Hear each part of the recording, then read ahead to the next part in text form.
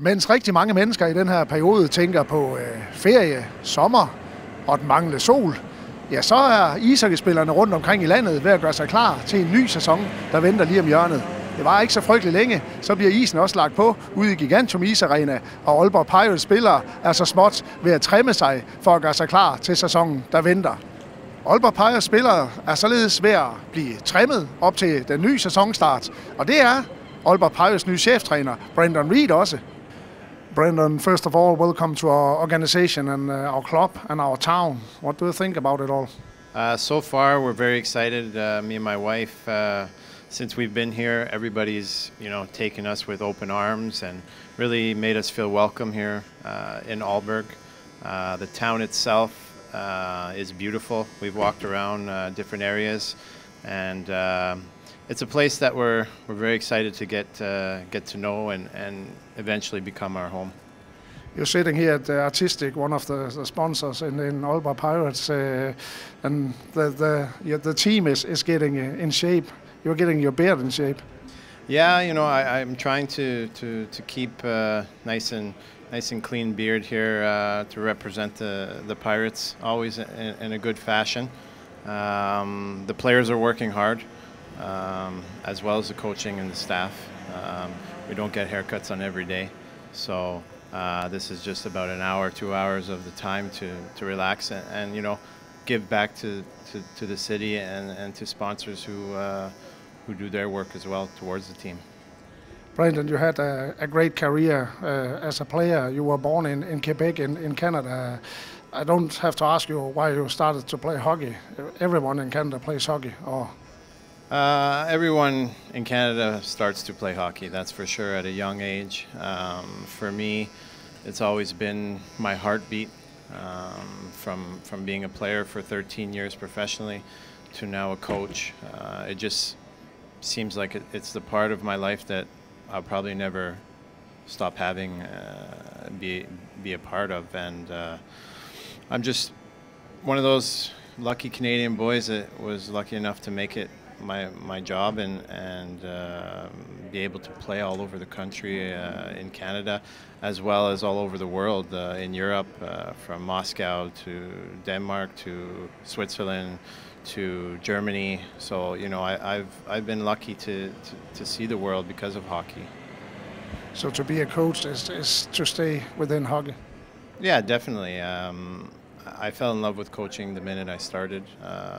Was about 6 years ago when I was doing midget AAA camps in the summertime, and then I moved on to Voyins after I'd got injured in Moscow in the KHL, and it was my first chance at a real coaching job for a full season, and it was an extraordinary experience, especially in Denmark. The people here make it easy for you to do your job, which makes it easier to be successful. Tell us about your career, Brendan. You have played in a lot of countries, but you have also played in NHL. Tell us about your career. Well, playing in the NHL is one thing I'll never forget. My first game was at home in Montreal, my hometown, Montreal Canadiens against Vancouver Canucks, and that's something that a lot of players don't get a chance to do. And my first game was at home. I had 35, 40 people that were from my family or close friends watching. The experiences that I had in the NHL are the experiences that I like to bring to players that I'm coaching. Being on that stage, you learn how to deal with your emotions and excitements and failures and everything that comes with that. At first, I think it's 1999, you didn't come to the NHL because of your size. Well, what happened then after? Well, my first draft year, I didn't get drafted. It was pretty disappointing, having so many successes in junior, but at that time and age, I kind of knew what the NHL was looking for at that time. It was size. Mostly size. Everybody wanted the big players, but I just stuck to my passion and what I loved to do, and that was playing hockey and working hard and Yeah, it was a bump in the road, but you know, you stick with it and you keep competing, trying to prove yourself. Being told you're too small since you're 6 years old is something that fires, you know, it fuels that fire in your belly to want to make it. And you know, you just tell people by your performance that, you know, size doesn't matter. And you know, there's some small players on this team, and there's small players that I've coached before, and now it's not that big a game now. You know, small guys can succeed, and that's exciting for me to be able to coach smaller players and know that that's available for them. And you showed them, Brandon, because you skated with a lot of speed, and you showed them that I want this. Yeah, I mean, I can't skate like that anymore due to my injury. But yeah, speed was always a big part of my game. Speed is definitely going to be something that we are going to implement into our system. We're going to be a fast skating, fast puck moving, puck possession team. Not so boring, defensive, dump and chase kind of team. I don't really believe, why dump the puck if you work so hard to get it? You know, let's turn back, let's create some speed and keep that puck. You know, if we have the puck, the fans are happy. They see stuff that's exciting. If you just dump the puck into the corner and you crash and bang, okay, yeah, maybe it works sometimes, but let's try and be an exciting team this year. Of course, you know Denmark. You were coach for Vojens Sønderjyske under 20 players. You like to work with young players. Why? Yeah, I do love to work with young players. In Vojens, I was lucky enough to work with some great talent there. They're hungry. The young players are hungry. You could see it in their eyes. They ask questions. They're a little bit different than older veteran players. They need a little bit more personal one-on-one time. But for me, that's part of my coaching philosophy. I like to do that one-on-one stuff. I like to know them as people. The more I know my players, the more I'll know how they're going to react to different situations on the ice. So, I mean, a big part of my coaching is going to be, you know, learning about where'd you come from, who's your family, what type of people do you hang with, how do you react to different situations, you know, how do you treat people off the ice, how do you respect your teammates. That goes a long way from the dressing room onto the ice. Brendan, tell us about what kind of coach are you? I read something about you are a modern coach with an open door philosophy. Try to put some words on that. Being an open door philosophy coach, I think it's very important. What is it exactly? Well, there's a lot of players on the team. You know, you're dealing with 22 different people. 22 different problems, and they're always going to come at a different time for everyone. And sometimes the problems are as a team. We have some issues on the ice, off the ice, or there's a player that's going through tough times. And sometimes it's hard for a player to tell a coach, hey, you know, I had a bad day, or this is happening in my life. And so I think having an open door for the players creates that kind of respect between coach and player, kind of like if you were in a family together, you know, that family concept type of feeling for the players. I think once you're able to help them through difficult times, maybe it's not even about hockey, but if you're able to do that, I think they get a little bit more comfortable with what you're trying to teach to them.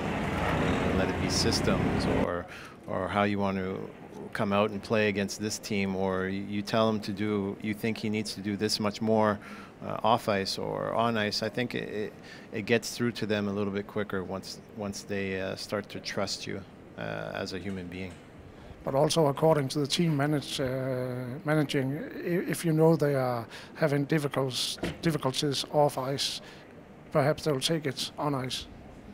Yeah, and that's something that you want to make sure it doesn't happen, right? You want to be able to have your players come to the rink and be able to leave the bad stuff out of the ice, and help them clear their minds and say, okay, look, this is the one time of the day where you get to do something you love. Don't let something outside of that take away from that 1 hour of practice or that 3 hours in a game that you have. But be sure that after the game or after the practice, us as coaches, us as management, and hopefully as teammates, we're here to help you get through that. Brendan, you experienced a lot as a player and as a coach. You have seen coaches come, you have seen coaches go. Your experience, how can you, as a player, how can you take that from the ice and now to being a coach yourself? Well, I think the benefit of my career that's going to, really affect my coaching is that, I played every role on different teams throughout my career. I was the first line center. I was a second line guy. I was a third line checker. I was on a line that got 3-4 shifts a game. I was also a player who was in the stands. So I played PP. I played PK. I didn't play PK. I didn't play PP. I felt all that. So there's going to be players on this team that are going to feel that, and I need to let them know how we're going to deal with it. For them to feel like they are part of the team. Even, not everybody's going to have the biggest role, ice time wise, but a role is still a role, and they're all just as important as the other. So I think that's something that I can try and get through to the players. Throughout my career, I've had a lot of coaches. I've taken a lot of stuff from the coaches that I've been under before. I've taken a lot from the good ones. I've also taken a lot from the bad ones, where there's things that I don't want to do. And over the last year with Hockey Canada, I was lucky enough to work with one of the best guys and one of the best coaches that I've ever been around, Ken Babby, who is in the Hockey Hall of Fame in Alberta. So I was able to work really closely with him and pick up some different ideas, and I'm very, very looking forward to use everything that I've learned over the past 13 years as a player, but over the past 5-6 years that I've been around coaching too. So I'm excited to get it going. And now, Aalborg Pirates, what are your expectations for this season? I think just like management, the expectations are that we want to grow. We want to grow as a team. We want to grow. We want to grow together in the same way. Do we want to be more successful than last year? Yes, of course. Are we going to win the championship? I don't know. Do we want? Would we like that? Yes, but at first we need to take the right steps. They're not going to be huge steps at the beginning. We need to really make a really good base at the foundation. Once our foundation is solid, then we could start talking about bigger moves. And you're kind of playing not just jumping the puck, but also keeping the puck, creating chances. Yeah, I think Europe's a bigger ice surface. So if we have players who are in good physical shape, which they are this year, they train very hard. We have players that can skate. We have some of the best young talent in Denmark, I believe, from what I've looked at. And we have some really big talent coming in for imports who like to play that offensive puck possession game. And that's what we're going to play. We're going to play it together, and we're going to play as a unit. We move together off the ice, and we'll move together on the ice. Now you have young talented players. They got hair on their chest last season. You have experienced players, but you have 18 players just now. How many players do you want? Well, that's something that we've talked closely with management, with Ronnie Larson and Thomas as well, and we're here to create the best team. If it's with 18 players or if it's with 23 players, that we don't know at the moment. But as of now, we're going to come into camp August 1st. I need to see what kind of team we have. I haven't seen a lot of these players play before, so everybody starts at zero with me. So the players who maybe didn't have a good season last year, or the players who did have a good season last year, for me, none of that matters. What matters for me is August 1st. How are you going to perform for the team? How are you going to be? What type of person are you? So I think the players are aware of that, and I think it makes for a good challenge between teammates to push each other to be better. Of course, you know the Danish league. How do you see your chances? Because you also know the other teams and the way of playing in the Danish hockey league. How do you see your chances? Well, I think after talking with Ronnie about last season, I think we've put together a little bit better team than last season. I think we have a lot of energy compared to last season. So with all the tools, everything that we have, I think we'll fare very well. But like I said, my goals are for my team to perform at the best that they can at that moment in time, every game, every practice. So for me, if we get better every day, that's what we need to do. And if we do that, we will be successful. Is it 1? Is it 2? Is it 6? Is it 8? I don't know. But of course, the playoffs will be a goal. Definitely. The playoffs are always a goal. That's the best time of season. The playoffs are where the real players come out to play, and our team expectations are to definitely make the playoffs. If we were not to make the playoffs, that would be a disappointment in my eyes. Of course, your beard is in shape now, but when you reach playoffs, it'll be big. Well, I hope that it keeps growing all year. Unfortunately, the head on the top of my head has been losing, so I hope that my beard keeps going. Good to have you here, Brendan. Welcome. Thank you.